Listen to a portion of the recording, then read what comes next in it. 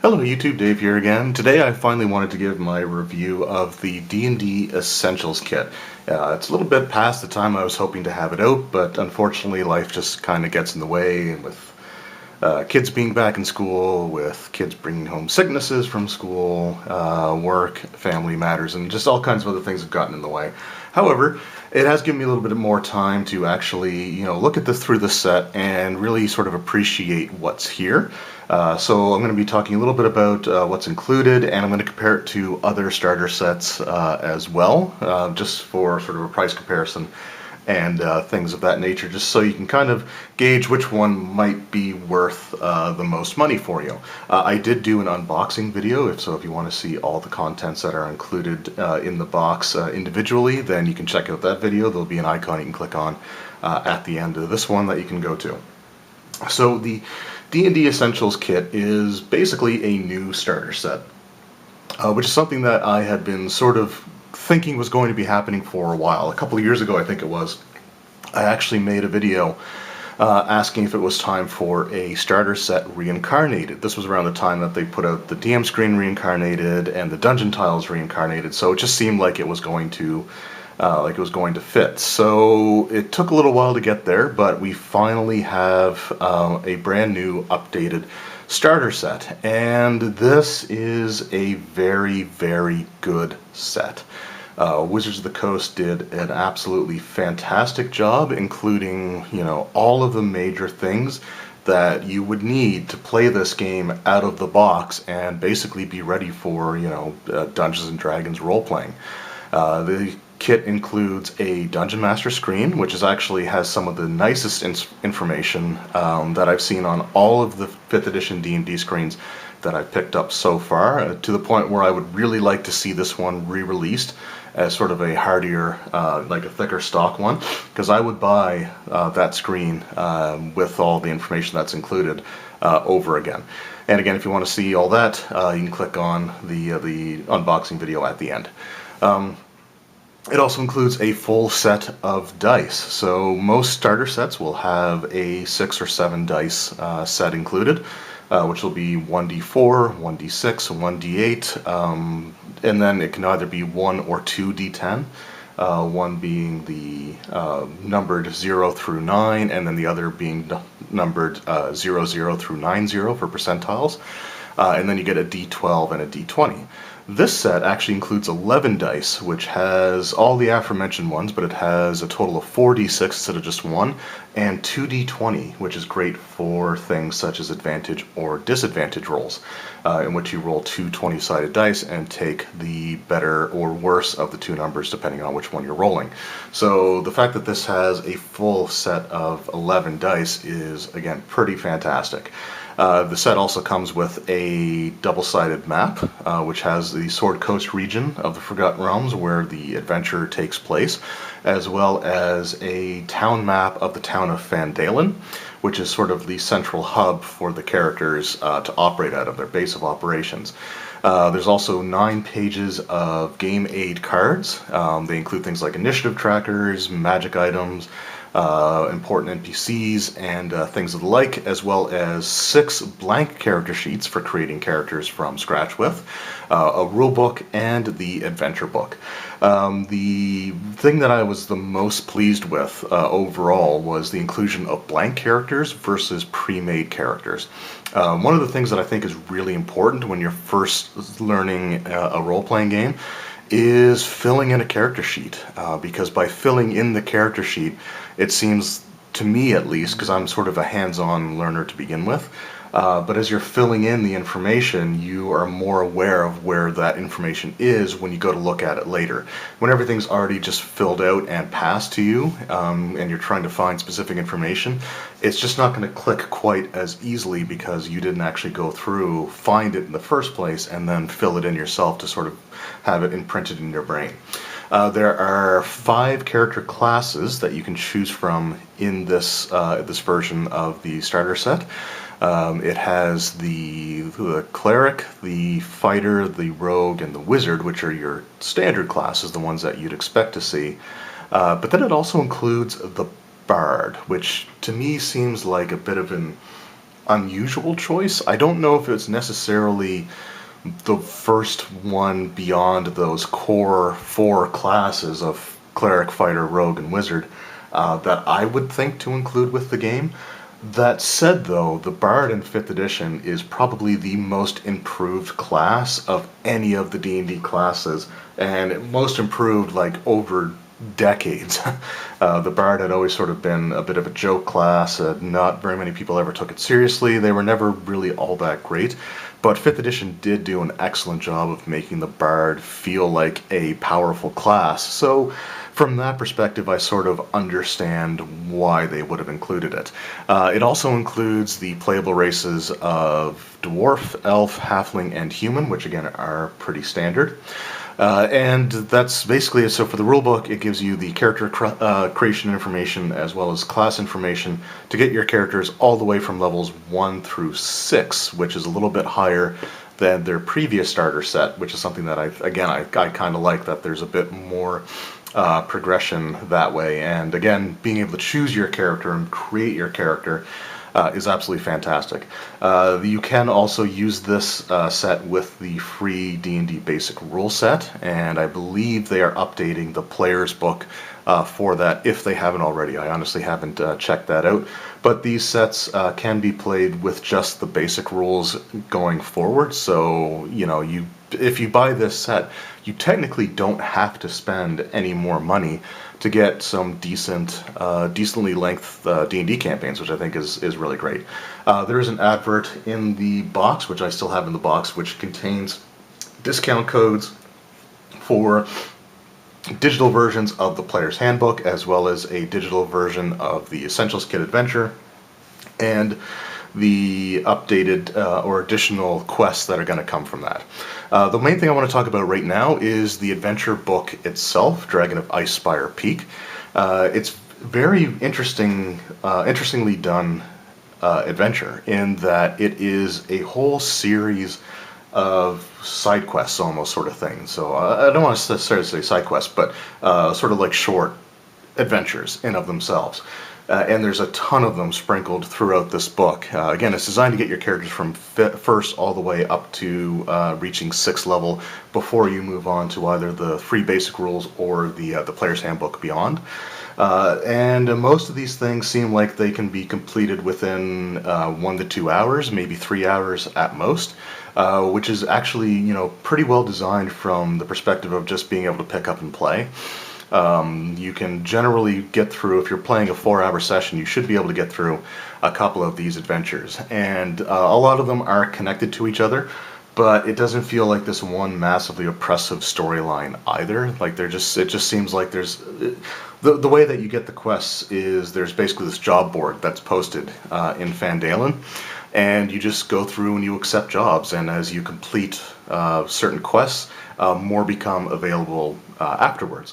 And it actually really reminds me of things like Skyrim, or just like video RPGs, like computer games or console RPGs, in that you just keep going from sort of quest to quest to quest. And I think that that's perfectly fine. The overall arcing narrative that does exist involves this white dragon that's sort of taken up residence nearby, and how it's displaced other monsters, and then how that affects everything else around it. So like I said, the adventures are connected, but it doesn't feel like from the very moment that you start the very first quest that you know what you're up against right at the very end, sort of thing. I don't know if that makes sense or not, but I do like the way that the adventures are structured. The one issue I have with the adventure book is that the adventures, little side quests or short quests, are listed in alphabetical order instead of being arranged in order from lowest level to highest level adventures. It's more of a minor nitpick, in my opinion. It's not something that I would necessarily say is a make or break, but it is kind of... I think it would have been better suited having the adventures arranged in a logical order of progression instead of it being done alphabetically. I mean, even things like Tales from the Yawning Portal, which is a collection of adventures as well, or the Ghosts of Saltmarsh, which is another collection of smaller adventures, they're all presented in order from lowest level to highest level. So I think that's sort of a convention that they probably should have stuck with, because when you look at like one of the first adventures listed is, okay, this is for levels, first or second or third level characters. And then just a couple of adventures after that, you see like the final confrontation with the White Dragon. So I just think that that probably could have been done a little bit better. But again, the adventure does let you know which ones become available when. So as long as you read that, you shouldn't be confused by the order that they're in there. Again, minor nitpick, certainly not a make or break by any stretch of the imagination, but I did think it was worth mentioning. So there's a lot of stuff included in this kit, and I kind of want to compare this to a few other ones. So I'm actually going to remove all this stuff here, but this is just a visual representation of everything that you get. So you can see we've got the screen there, we've got the rule booklet, the adventure booklet, the 11 dice, we have our 9 sheets of cards, the box to put them in, the maps, and 6 character sheets. So jam-packed product here, and if we just pick up the box itself, you will see that the suggested retail price, the MSRP, if I can get it to focus here, is $24.99 US or $33.99 Canadian. So, like I said, this is a representation of everything that's in here. What I'm going to do now is clear all this out, and I'm actually going to compare it to a few other starter sets. So let's go ahead and get all this taken care of.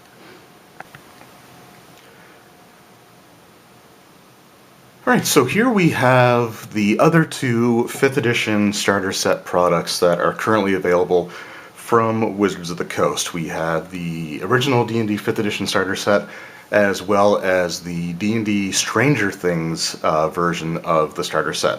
I no longer have my opened copy of the starter set for the Stranger Things box set. I actually did a giveaway for that on my Patreon. But I still have the sealed copy that I had picked up, as well as my original 5th edition one. I do have a sealed copy of that as well.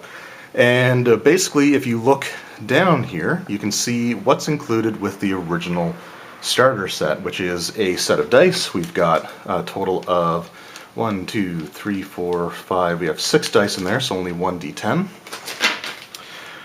We have our starter set booklet, as well as our adventure book, The Lost Mine of Phandelver, and then we have pre-made characters. I think there are 5 characters in total there, already made.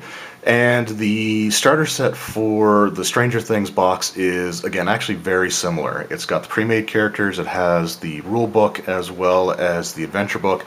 The big difference is that it does come with 2 versions of the Demogorgon figure, one of which is painted and the other is not. The difference between the painted and unpainted one is basically a sort of like a pinkish wash that they put over the painted one, as well as just using that same color to paint the inside of the mouth. And then that's basically it. Inside the box itself is actually a huge cardboard, almost like a divider. It essentially just fills up the room in the box itself. With the Stranger Things, it's actually inverted, and the miniatures sort of poke up through the top. Through the bottom of it, I guess I should say. As far as quality goes, the original 5th edition starter set did have the Lost Mine of Phandelver, which is an excellent entry point, I think, for anyone that's looking to get into 5th edition D&D. And again, nothing really wrong with that adventure. I ran it, from start to finish, and players enjoyed it, and I really enjoyed running it. It also takes place in Phandalin, which is the same location that the Essentials kit uses, so there is a little bit of synergy there between the 2 sets. And if you want, you can even combine them in such a way that you can, get a longer game out of both of them. So, they do actually combine very well together. The original starter set had a retail price of $19.99 US and $23.99 Canadian. So it was about $10 less if you live in Canada, and about $5 less if you lived in the United States. The Stranger Things set was the retail price was $34.99 Canadian, and I believe it was 20. I think it was the same price as the Essentials kit at 24.99 US. Interestingly enough, the Canadian price has dropped down by about $10, or not $10, but by about $5 to 29.99. Rather than 34.99 in the wake of the Essentials kit being released, which is good because you get way more in the Essentials kit than you do in the Stranger Things set. The Stranger Things Adventure, I never actually did do my review of that. All I could say was that it was interesting. There were certain aspects of it that I thought were really well done, but then there were other elements that really made it feel like they were trying to emulate an adventure written by a kid, in that it does have some really railroady moments or ex machina moments where the party can just sort of like, either miraculously get the information from a helpful NPC who appears only to give them the information that they need to progress. And giving them basically godlike stats. Actually, not even giving them stats, but there's one character that appeared to help the characters as they're in the Upside Down, I think it's called. I've still never actually seen the show, so I don't know all the details on Stranger Things. But this NPC shows up, and if the characters attack, basically none of their attacks can damage this NPC. And this NPC, if they attack, they get 2 attacks every round, and each time they automatically hit and automatically crit. It just felt really heavy-handed. And so from that perspective, as soon as I read that, I was kind of down on the rest of the adventure, truth be told. So, yeah. And again, for the price, it was $10 more, actually $11 more, to get the Stranger Things starter set than even the original 5th edition starter set. But again, I can say the one positive thing is that the Essentials kit, at least in Canada, has forced a lot of places to reduce the prices of the Stranger Things set if you're looking to pick that up, especially if you're a fan of the show. So overall, what are my thoughts overall on the D&D Essentials kit? To me, this is what the original starter set should have been. This includes all the things that should have been in that very first set. The adventure notwithstanding, like Lost Mines of Phandelver is a great adventure. I loved running it, and I do believe it deserves its place in like 5th edition lore. But the amount of extra things that are finally included in the Essentials kit is what I think people were really hoping for from the beginning. A DM screen, which it's not, the same card stock or quality as the official ones that you can purchase, but the fact that it's included is really nice. The fact that it has a map, something that I've been wanting for a very long time out of the 5th edition starter sets. The Stranger Things set does not include a map either. It really just has all the same things, the 2 booklets, the pre-made characters, and then the set of dice. The only thing that the Stranger Things set has is the quote-unquote Demogorgon figures, and that was it, to justify the extra $10, which, the miniatures are okay, but they're not like high-quality paint jobs. They're not something that I think is worth. I just wouldn't be buying it for the minis. Let's just put it that way. The Essentials kit, though, fixes all of those problems, and it really makes it look like Wizards of the Coast is finally listening to what their consumers want. Opening this up, it really reminded me of the 5th edition Essential Starter set, which had the red box as well, in that it had a bunch of cards that you could use for player aids. It had a map in it. It didn't have the DM screen, but what it did have was a bunch of tokens that you could punch out and use on the maps. But the maps in the 4th edition one were designed to be used as like a tactical grid, whereas this one is just sort of more where the region is, which is fine. It's definitely a step in the right direction. And just overall really, really happy with what's included. And I have to say that the Essentials kit, 100%, in my opinion, is worth the price that you're paying for it. Especially if you're someone who gets into it and just is more technologically inclined than I am. Getting I think it's a 50% or 30% discount on the digital version of the player's handbook through D&D Beyond is also a great deal, and being able to have a digital version of the adventure itself is also, again, really great value for what you're getting. So if you're really into like the technology side of things, then the Essentials Kit is even more worth it. Does that mean that you shouldn't get the original starter set or the Stranger Things set? Well, I think the Stranger Things set is really meant for fans of the show, which it's a licensed product, so I can't really hold that against it. I've never seen the show, so I'm not super huge on it. Of the starter set, I should say. And the adventure is, again, sort of mixed quality. There's great presentation within it, but overall there's a lot of things that are sort of disappointing with the way that the adventure itself is structured.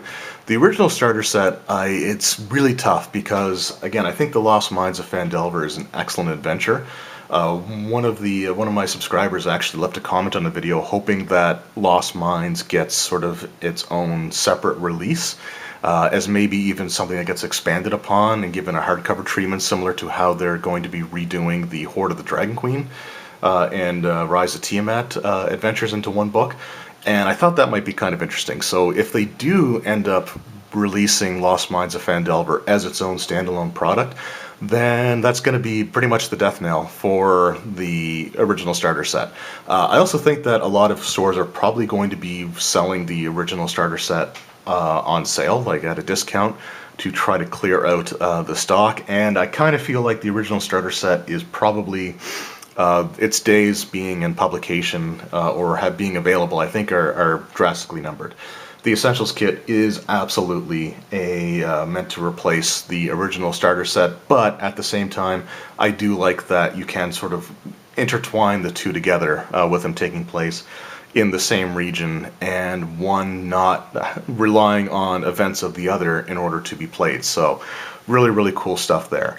The last thing I do just want to mention briefly is there was a little bit of controversy when it came to the original release of the Essentials Kit, in that Wizards of the Coast had struck an exclusivity deal with Target stores, department stores, to be able to start selling the set in late June, early July. I think it was in late June. And a lot of people were sort of upset with that because it was months. It was over 2 months before it was finally available to hobby stores and things of that nature. And because I've had people ask me what my thoughts were on that, I just want to touch on that really briefly here. The biggest thing I want to say is I understand why Wizards of the Coast wanted this product available in like major department stores.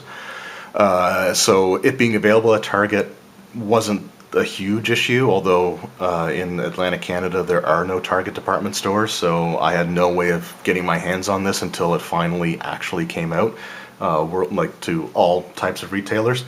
And I don't necessarily think that a timed exclusivity period was necessarily a bad thing. In general, big box stores or big department stores usually don't get their products, like their gaming stuff, until a week or two later anyway, sometimes up to a month later. So, like I said, from that perspective, I sort of understand. The amount of time that the exclusivity was for was probably the biggest issue. It didn't need to be 2 months. Maybe 2 weeks I think would have been fine. Even 30 days probably would have been fine. The reason that they wanted this item in those stores was to capture entirely new players, to get new people who had never heard of tabletop RPGs or Dungeons and Dragons, to get them interested. And if you go to a store like Target, although truthfully I think Walmart would have been a better choice since they have wider availability, which meant that they could have gotten their product out to more people, at least from a Canadian perspective, I should say. But when you go into the store and you see this really awesome looking box with this dragon on it and someone like shooting magic at it, it just looks really cool and it grabs your attention. And I think the idea is to grab new people's attention and introduce completely new players into the product to get them familiar with it. And from that perspective, again, it makes total sense to me.